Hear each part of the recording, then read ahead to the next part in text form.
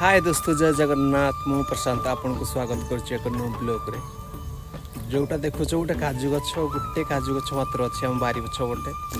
माने इनकम होची गोटे काजू गछ कम से कम 4,000-5,000 टका।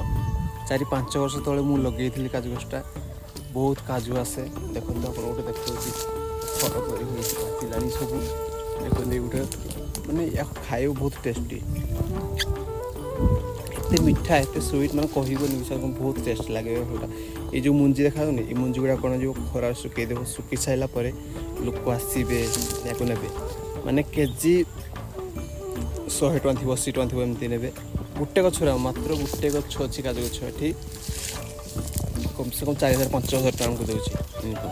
आप 100-200 गछ लगे गोटे जगार के काजू के बिक्री हम लक्ष लक्ष टଙ୍କା रोजगार करेंगे। आप देखु के काजू आसी देखो ये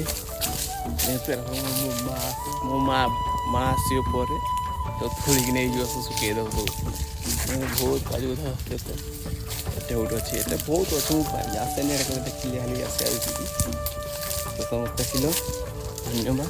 देखो बहुत बड़ छोट काजू गछटा थी बहुत बड़ हो जाए, बहुत काजू भी सब आस जय जगन्नाथ। समस्त किलो काजू गछ एमती माने जार 500-600 केजी दाम आम ये 100 टଙ୍କା बिकुचु।